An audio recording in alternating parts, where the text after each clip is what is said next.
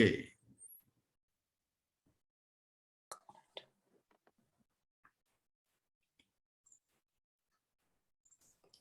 Hi everyone. Here we are Hi. as a part of the Women's Day celebration. Here I'm absolutely thrilled to be chatting with these four young and enterprising ladies who one can say opted for a career not many normally dare to follow. A career which is not our usual run-of-the-mill kind of a career, also not what our parents usually prescribe, but one which requires not just a lot of passion, but I think massive loads of confidence and guts. I'm sure along the way they have faced a lot of resistance and obstacles, challenges as well. But eventually they followed what their heart told them. Every day when they wake up, the work excites them because it's what they have always wanted to do, what they've always loved to do. So let's get chatting with them and find out what inspired them, what is it that makes everything worth its while, and what are the challenges in front of them. So hi everyone. Let me Hi. start by Hi. introducing each one of them. Let me start with Sanika. Sanika is right now in Scotland. Sanika Devekar is a sport and exercise psychologist. She's currently pursuing a doctoral degree in sports psychology at Glasgow Caledonian University. She's completed her undergrad degree in psychology from the University of Mumbai. And then she went to the Brunel University in London in 2019 to do her master's. She holds a graduate basis for chartered membership, GBC as it is known, with the British Psychological Society, a very prestigious membership. She's been a table tennis player herself. She's played a whole host of national tournaments and along the way earning a sports scholarship from Air India. In her own words, if I can say, through sports psychology, she aims to help athletes build mental training skills to enhance their performance and develop consistency in it. Building on her educational training, she facilitates athletes' overall well-being as well. She has professional experience of working with athletes across different age groups and across different sports like cricket, of course, table tennis, swimming, etc. So welcome, Sanika. Thank you so much, Amit. Pleased to be here. Then we have Anushri Nande, Anu to me because we were neighbors and I've seen her really blossom into this young and enterprising professional. Anu is a writer, freelance editor, and publishing professional who has studied and worked in the UK, in Spain, and lastly in the United States. Her microfiction collection, 55 Words, was published by Underground Voices in 2015. A novelette, Summer Melody, was published by Alien Buddha Press just a few months ago. That was in November 21. And her other works, whether it's fiction or essays and football pieces. By the way, she's a huge Arsenal fan, and some of her writings on football are I would say they are masterpieces, Anu. And all her other works can be found in a range of online and print platforms. Anu's writing, in whatever form, tends to explore how we navigate the emotional landscape of our lives and is always hopeful.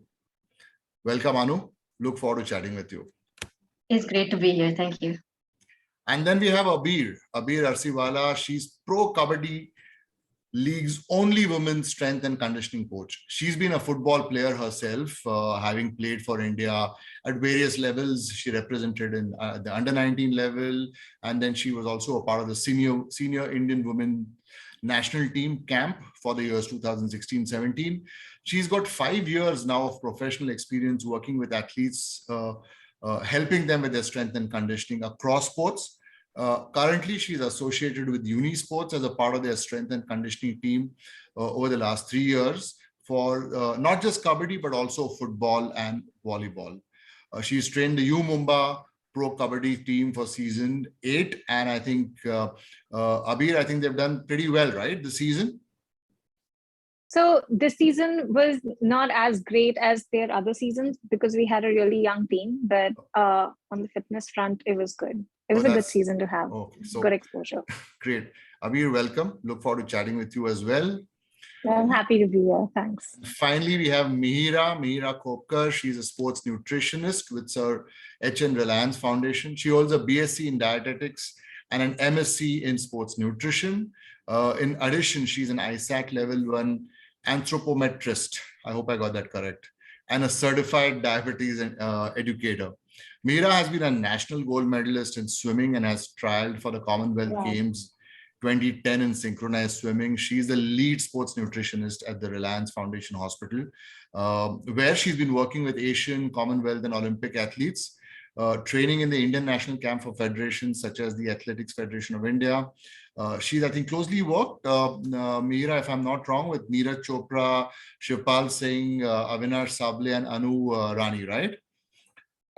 And she's also worked with the Weightlifting Federation of India, the Gopi Chand Academy, the Boxing Federation. She's closely associated with the Odisha government as well, and a whole host of other academies. She's also an avid writer on health, sports nutrition, and lifestyle, and she continues to get involved in research concerning sports nutrition, obesity, and metabolic syndrome. Welcome, Mira. Thank you so much, Amit. So here we have 4 really young and enterprising ladies. So let's start with whom should I start with? Let's start with Abir. So let's I think A. I went with A and B. Anu, you are next. Let's go alphabetically. Yeah. So Abir, tell me what really got you into this? What was the inspiration? Who was your inspiration actually? I think it's all a sum of events that sort of happen in your life. So I actually started playing sports since I was 10. My mom enrolled me into the sports curriculum in school, and just playing different kinds of sports. And then I grew up, and I think it's like I don't have a particular person that I can say that I was inspired by. It's just so many mentors along the way that inspired me to do this, and mostly it's the kind of exposure I got from my sport, right? I realized that there was like we don't lack skill at all when it comes to football. Like I pursued football, so we never lacked skill. But when we went on an international level, when we are playing like in the under 14s, I realized that we would match skill and the brawn on field in terms of SNC. We'd be parallels and we'd win all these tournaments. The moment we'd hit under 16, under 17, suddenly there would be like a huge gap between Team India versus the other teams that come in. And it's nothing to do with skill, because everybody in India are also pretty skillful. But it had to do on the levels of, I would say, the guidance we get in terms of nutrition or, SNC. We don't build up on those things. And that's when I realized that if I could just help bridge that gap, not just in football, but even in other sports, especially for women, that would be great. So that's what got me into SNC. And you're completely into it now, right? Yeah, I like this. Yeah. Great. Anu, I know that you come from a family of doctors with huge reputation and legacy, right from your grandfather, and then your parents, then your mama, and so many around you. You are, I think, one of the elder grandkids, and you charted your own course, which had nothing to do with medicine, right? So how did this all happen, and who nudged you, and what nudged you into this? So I am the eldest grandchild. So I was the first grandchild in this side of the family. I was always good with words. So I've been an avid reader since I could read, or since even before I could read. Because my dad is a huge reader, and we are big readers in the family in general. So I was always good with languages, with words. But it wasn't until like 9th grade when I wrote this report for an English paper, and the teacher read it out in class, and she said, "You have a real talent for this." And so when I brought it home, one of Shailu Mama's friends, actually, Nachiket Mama, you know him. Okay, yeah. He's the one who suggested. He said, "Why not go for creative writing?" I had no idea that there were courses specific, for writing. We all know like English literature is very common, for example. True. So we did do some research into creative writing, but this was, I was still had to give my 10th. So I took the decision to do science for 11th and 12th just because I was still figuring things out. But luckily I got the support from everyone at home. They were all saying, whatever you choose, we will support you. You just need to love what you're doing because you're always going to have to work hard. So yeah, after giving my 12th, I did decide that even though I was good at science, I would have made a good doctor. That it's not something that's where not my passion was. So yeah, I moved to England after a gap year, and that's how I got into creative writing. The football part, it's a bit of an overlap because I didn't get into football till 2002. Because I grew up with you and Mama and with cricket. Cricket. So I grew up with cricket and tennis, yeah. So football didn't come into my life till the 2002 World Cup, which is when I think they upped the coverage on TV. And then I was hooked, and then I got into the Premier League the same season. And it was in 2008 that I was invited to write for a friend's website. Okay. And that's how I got into football writing. But it's not something I took seriously till I joined Football Paradise in 2011, I think. So there's been a series of events that got me there, and this has been a great way to kind of combine my passions for writing and for the game. Yeah. So and absolutely, knowing your parents, I'm sure they would have supported you all along. All of them. Yeah, absolutely. That's great. Meera, what's your story? How did you get into this area of sports nutrition? Because again, maybe 5-6 years ago, yes, there was sports nutrition was there on the horizon, but it's not something that one would really focus and make it as a career, right? Absolutely. I think again, like everybody said, it's been so my dad was the one who put me into swimming at the age of 5, and who knew that I could take it at such a serious competitive level.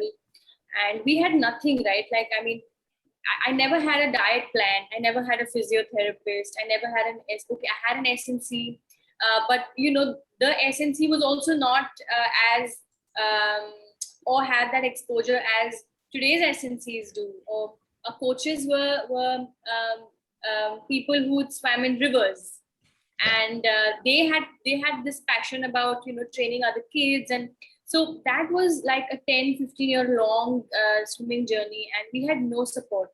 I was this thin kid, and I used to see other kids, and my parents would be like, oh, before the race, this one's having a banana, this one's having a chocolate, this one's doing this, and we need to do something like that. So we were always confused. And so I always knew that I would do a course or I pursue a career into sports so that I give back to my own fraternity. And for the longest time, it might come as a surprise, but I wanted to do physiotherapy for some reason. And for some good reason, it didn't pan out. And here I am doing nutrition. So that's when I finished my bachelor's in nutrition and then my master's in sports nutrition. And it was, again, a field where there were sports nutritionists like my seniors who were still not able to penetrate the area and were still practicing in clinics or in hospitals. And everybody worried that, okay, you pursued a master's in sports nutrition, but like, is there any scope? Are people even valuing sports nutritionists? And I think that whole year post my master's was all about experiencing different avenues. And that's where I started working with a lot of clubs and academies and gathered that on-ground field experience to really understand what training is all about and how nutrition demands keep changing basis with training. And then there's just been no looking back. That's interesting. Sanika, I know you come from a family who is deep into sports, right? I mean, your father and your brother, and I'm sure the others as well. So something to do with sports was going to be there on the horizon, and you've also been. But what was your journey like? How did the decision making happen? I think for me, it was a very bold decision to take up something like sports psychology, where even till today in our country, we have the least amount of resources in terms of education degrees to begin with. for that subject. But I think my story started again when I was an athlete, like most of us here, early 2000s, where I attended my first sports psychology session, and that time I was in training to become a national champion. So I was this, I want to play for India and do this and da da da. You know how Indians think, oh, Commonwealth and World Championship, Asian Games and stuff like that. So that sports psychology session was actually supposed to help me become that athlete and follow that path. But it took me onto a completely different detour where I was like, you know what? If I don't make it as an athlete, I think this is a pretty decent job to do. And I think that is when my search for sports psychology started. And unfortunately, back then we did not have anything. So the only decision was to move out of the country. So I think I did that, and then I've been fortunate to have had professors be good mentors to me, who have sort of helped me carve a path here in the UK. And I think that has been the way that it started early 2000, and I'm still doing it. So yeah, I think that's been my story in an Yeah, you did your bachelor's, then you went to do your master. Then the story is, I'm sure things have improved, but I know within the sports psychology, in terms of good quality courses in India, it's still a bit of a struggle. That's why a lot of people end up going to UK, which is the most logical place to go. You get great exposure there, also practical experience of working with teams. Yeah, so I know that. Yeah, so it's interesting. So that's what I mean. It's great to see that each one of you somewhere along the line were very clear in your mind what you wanted to do. But I'm sure you would have faced a lot of challenges, right? I mean, challenges. I'm not saying challenges from people reacting, but challenges within the profession to make a mark, right? It's not a typical thing that become a doctor or a lawyer or whatever. Even there are challenges, but the path is well trodden. People know what needs to be done. Here you are taking a path where maybe you are doing things which no one had done before, right, Anu? I mean, it's for what you've. So what are the typical challenges that you faced as you went along this career? I think the main one is that there's now things have started to change, but when I started out writing, there weren't that many women writing about the sport even in a casual way. Yeah. So that there was always this. I mean, I got really lucky with first Apna Football and then Football Paradise to have a very supportive team. So I was the only only woman on both teams, and I am lucky to have had a really supportive team.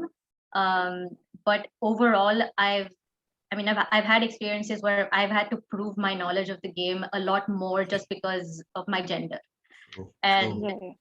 And just like general conversations in terms of, oh, can you explain this rule? And I was like, yes, but would you ask a male friend of yours to explain the same rule if he said he was a fan or like like that? So yeah. So I mean, overall, in comparison, I've been very lucky in terms of the response and the support I've gotten.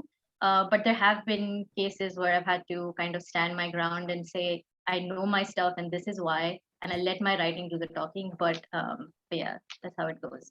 True. And Abir, I know, I mean, you're especially the football team, they're all men, right? So what was their reaction? I'm sure you've been there now 3-4 years, so I'm sure they would have, it must be a lot more comfortable now. But when you started off, what did the men typically react with? So I think so ever since I was a child, like I have two elder brothers. So the reason, even though I started with athletics and then I moved into football, was because I used to play football with them in our society compounds, and so, and coming from a background where my mom never sort of had that bias amongst us, I'm very grateful that you can't do this, and this is only meant for guys. That was never the case in my house, and neither for my brothers. They were always sort of, say for example, if they taught me almost every sport that I know when it comes to, or skill, that is swimming. So even if they had to teach me swimming, and if I was hesitant, they would just pick me up and throw me in the pool. So that's sort of the thing where I've always played with boys. I've always had male coaches, mostly male coaches. And then later on, when I got into the under-19s, we had like female coaches coming in. So I think in the football part of it, and the fact that I've always grown up in Bombay, and you're the guys like, it's like a football fraternity. They already know that you play. So the Right. moment you make a transition into, say, SNC, I didn't find the hesitation coming from the boys that, in terms of, oh, she might not know, because they know that maybe there were times where I could do certain things better than them because they've watched me play. Right. But I think the main transition that I think the biggest highlight of my career, I would say, is Pro Kabaddi that just recently happened, where I was a part of the SNC team with Manuel for Mumbai. But I think the transition was now all of these players, they've been conditioned. They come from Kabaddi is an indigenous sport. They come from rural backgrounds. Forget a women SNC coach. They've never had women taking any sort of role when it comes to like a dominant role, in their normal life. So first thing is where I don't look anything like a kabaddi player. I'm tiny compared to all these men.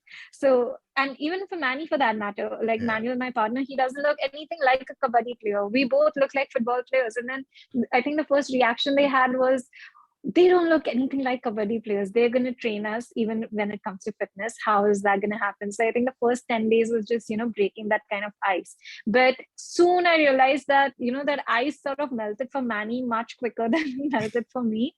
Because when it came to, asking me questions, or I remember this one time where guys wouldn't even stay, like, this is the kabaddi players, they're so hesitant to talk to women just generally that they wouldn't even stay with me for 2 minutes about asking me something, and they'll be like, yes ma'am, yes ma'am, yes ma'am, and then they would leave. Like, they're not bit of understanding shyness anything. also. I'm sure there's a bit of shyness in them as well. Yeah, totally. So I think it's a combination of shyness, and then the transition when we would have weight training sessions in the gym, and they would see me stacking, like, just say if it's a circuit training session, and then I'm stacking the weights, and they would stare at me in awe that, oh, she's lifting the weights that we're like, and I was like, it's just racking. I don't lift the same weights. It's just picking the weights up, and women do that. So I think when it came to skill, I knew that they wouldn't show it, but they would always assume that Manuel would probably be the head SNC coach and I would be the assistant SNC coach. It was never we were always equals and we are always equals, but say not for Mumbai, but other pro kabaddi teams that we were mingling with when we were, because it was a bio bubble setup this time where all 12 teams were together in one hotel. So I could literally, like, if you had to pick a random person from another team and they knew that we were we were the SNC team, and you'd be like, okay, take a pick, who's the head SNC coach, if you think you have to take a pick, it would like I don't even, there's no 99.99, it's like 100%.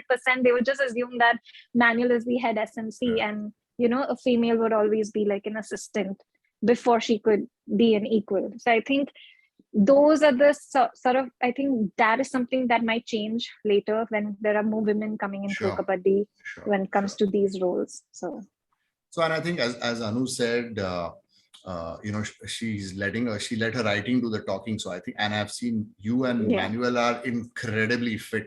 So I think that must have got these guys saying, wow. I mean, so that must have been, so it's at the end of the day, as Anu said, it's what you actually bring out as a professional, and that's what the others pick up.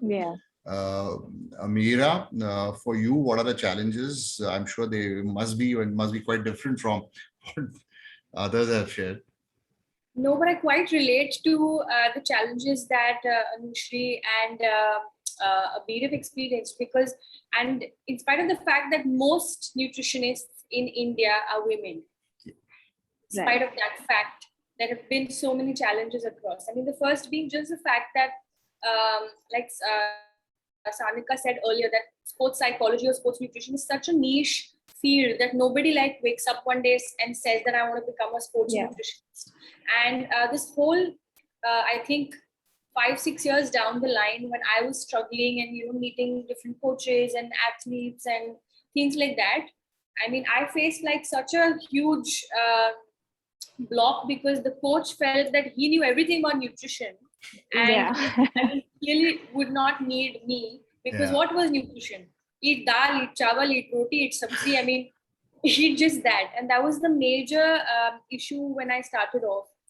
But I think with all the experiences that I gathered, the two main challenges that I faced was, I mean, the first being that I started very young. So I was only 18 when I had my first internship, and I started off then. But those 3-4 years, everybody looked at me and, well, oh, she looks very young. She must be so young. I don't think she would know much about what she's doing. So that was the first impression that I got everywhere I went, irrespective of what my CV said. And eventually, even today, it's such a challenge because sports nutrition, like all of you experienced, is an area where there are more male professionals. And when you sit across the table and you're leading a discussion, you will get questioned maybe a second time to just ensure, to just cross check and see whether she knows what she's talking about. And until you bring your experience on the table and put down and put some facts in and explain that why this is right, only then will people start really understanding and feeling that, oh, she knows what she's doing. Because sports science is such, the head of sports science is always a male. Usually the head of SNC is also usually a male. I mean, common scenario. And everybody else, I mean, there are more psychologists who are women, and usually nutritionists and psychologists are the ones who like become friends in that entire SSM circuit, and then they are the ones who try and coordinate and communicate with the rest of the team. Because I mean, sorry to say, but most male professionals come with a little bit pinch of an ego in there, and you have nutritionists and psychologists coming together and communicating, coordinating, and getting the job done. I think that's what's been so far. True. And Sanika, your challenges must be completely different, because first of all, people, when one talks about mental conditioning, and I know that because I've been now in this for the last 1 year through Nut Sports, their first thing is, hey, mera dimag theek hai, nothing is wrong with me. So they don't understand that it's just a part of your training program to improve your performance. There's nothing to it. So your challenges must be to, first of all, explain to them what you're doing, right? So they won't even understand what you're doing. That's in the first place. Is that correct? I think to some extent, yes. And in my work, that has been the primary goal for the past 3 years, that you need to sort of break that ice and get a foot in the door, basically, whether it's male coaches, whether it's parents, because they have all these questions and they have all these apprehensions about what are you going to do with my child, and oh, now if she starts just becoming like India #1 suddenly after 2-3 sessions with you. And then, it's that ice breaking and that sort of educating them about the process, about what sports psychology is, what my role in the whole support system is going to look like. I think that is the biggest challenge. And one of the other challenges that I was thinking when I was listening to the other talk was the fact that being a young girl and still pursuing a career which is not very common, like till date, somebody looks up to me and says, you're just 24, how can you be doing your doctorate? And aren't you just too young to do this? And I mean, to once I want to say, what, why not?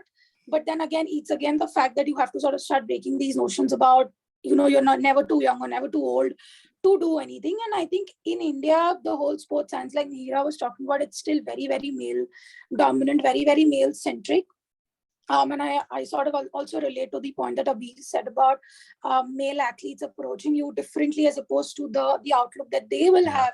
Yeah. It's towards male support staff counterparts. So yeah, I think those are a couple of them. But mine begin with the domain that I come with. So I think that is the first ice break. True. And I'm sure, I mean, each profession has come a long way. I mean, it has evolved. I mean, if let's look at the last 5-year period. Let's not go beyond that, because that's the time when all of you would have really reached a certain level. So what's been the transition like, and how much does technology play a part in this? I mean, anyone of you can take this question. I think Sorry, go ahead. No, you go ahead. No problem. I was just going to say that, just because you're talking about sports psychology just being so very new to our country, and so very new to the whole support system. So we still don't have a seat at the table yet in majority of the leagues and majority of the sporting context, whether it is at an elite level or whether it is at the developmental and grassroots. So that is where I feel like it's starting to change, and then it's going to surely snowball from now on, because the past events that have happened, say the Tokyo Olympics and just general sporting events, more and more attention has been paid towards the mental health of athletes and coaches to also add to that demographic. And I think technology, what is in our field, what it has done is it has just bridged that gap between practitioner and the client. So for us, clients being athletes, coaches, parents.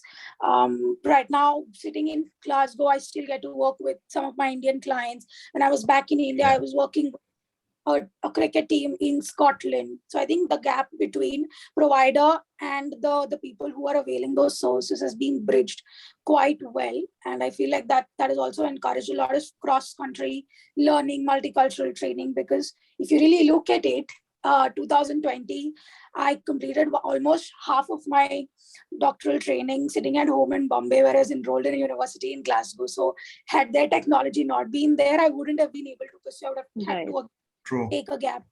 I think, But I think especially in the case of whether it's within sports sciences, whether sports nutrition, SNC, sports psychology, maybe not so much, but the use of data, even in sports psychology, the use of data must be playing a key role, right? I mean, you must have seen that evolve over the last few years.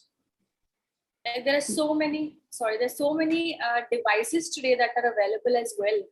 Whether it's a ring, whether it's a band today, whether there's so many apps, there's a glucose monitoring device, everything that connects to one application, and you'll have your coaches, SNCs, nutritionists, physiotherapists, all being looped into it. So you know exactly what and how your athlete is feeling on a particular day, their wellness scores that are being tested, and you keep monitoring them on an everyday basis. So I think at a sports science level, we've come like a really, really long way in terms of nutrition. Like I was not taught by sports nutritionists, but I think what they've done to us is that very fact has motivated and encouraged the few of us to pursue this field so passionately that today we are involved into teaching more such nutritionists, and then they can take up sports nutrition, because whatever said and done, India is a hub for sporting talent, and we are we're a small community of sports nutritionists, and a smaller, if I may add, sports psychologists. And I think the whole idea of we pursuing it and we inspiring and encouraging other sports nutritionists, future sports nutritionists, who can then cater to the needs of so many budding athletes of our country. Yeah, true. Anu, in your case, how has the evolution been, and what role has technology played in your field? A huge role. So, and like I think one of the earliest I would say is just the fact that if you have a social media account, you have the ability to reach people you would never have been able to reach before. And a lot of my case is testament to that, just because I joined Twitter in 2011 when I was just finishing up my bachelor's, because everyone said, oh, it's this new platform and every writer should be on it. So I made an account, and I would never have imagined that it's that account that instead of being like a creative writing platform, it's the platform that gave me the reach for my football writing. So my footballing communities, I have the people that I've worked with who are themselves affiliated with the football industry in the UK, whether it's the Premier League or the Women's Super League. So all of these people I've gotten to know because of Twitter, or because they've read my work on Twitter, or it was shared. So a lot of my reach and engagement, or just my reader base, has been because of the technology of having that platform. So it starts from there. But in terms of the actual work, I think there's a lot more multimedia storytelling that's happening now, and I think that's also going to increase. So there's a lot more videos being made. There's a lot more podcasts out there as well, which do a really good job, dictating a lot of these things. and there are people who don't, they're not readers. So even if it's a short piece, maybe they don't have the attention span, or it's just not their thing. So then something like a podcast, or maybe like a 2-minute video explaining something, or having like graphics and visuals and things. So things have changed a lot, and I think they will, maybe in a few years we'll see where it's all going to land. But right now, I think it's still in the area of everyone figuring out what avenues work for them and for their type of content. Because I mean, as a writer, I will always prefer articles and things like this. But I do understand that there's a lot of the audience who may not have who may not be readers themselves, and who may not wish to spend 5 minutes reading something. So I think the challenge with that technology is just going to be deciding the way you want to tell your story to which audience. All right. Okay. Interesting. So obviously you're able to reach out to a lot more people now than what you were doing before, right? So so we are coming to almost the end. I just want to I have one interesting question to ask each one of you. I mean, in terms of a woman role model, I mean, she need not be from your profession or whatever. Who's been for each one of you? I mean, let's start with Abir, then we move to Anu, then we move to Mira and Sanika. Who's the woman role model for you? I think for me, it would be my mom, because, she's always instilled that, firstly, whether you're a female or a male, nothing's impossible. You can possibly, she's always like, pushed me, or I would say, pushed me in the right direction, but has never sort of put a limitation on me. Like, it's a completely off the topic thing, but, just coming from a Muslim family where, I was always allowed to wear any clothing that I wish to, my family, even though my extended family might not be as liberal, my mom always put her foot down for me to be able to pursue whatever I wanted with like full confidence and backing me. So yeah, my mom for sure. Quickly, Anu, for you? For me, it's actually this woman football writer, who's one of the earliest sort of trailblazers, and her name is Amy Lawrence. Okay. She's an Arsenal fan herself. So that was one of the reason that drew me to her work. But she has a really great ability. In the age of, even in football writing, there is a lot of data science and a lot of statistics, and there's a lot of focus on that. But I think the key thing to remember is, all these athletes are human beings, and that's where the storytelling still needs to focus on. So she does a great job balancing, analysis and also going after the human side of the players and the teams that she writes for. So that's one of what I want to keep doing. So we have less than a minute and a half. So quickly, Mira and Sanika. Mira. Yes, I think it would, for me also, would be my mom, because she's seen me, like, she's the reason that I could swim so far. So from taking care of nutrition needs to balancing work, family, all of that, I think she's really, really pushed me and supported me all this while. And I think one of the major reasons that I am doing what I'm doing is because of her and my family support. If that wasn't there, then I think none of us would be where we are today. So. Right, so true. Super. Sanika. I think I don't have like one single female, but I've been really fortunate to have an entourage of females right from when I was growing up. So my mom, my coaches, I was fortunate to have trained under a female coach right from my first day that I picked up my racket. Then I have had several female seniors who have guided me, molded me in ways. So I think I've had a lot of women in my life who've sort of nudged me into the right direction. Okay. All right. So thank you so much, all of you. It was lovely chatting with you. And may you all have the strength to go from, move, what should I say, the benchmark, reach a certain level and goals that you have all set yourselves to. And we'll speak again. Sure. Thank you for having us.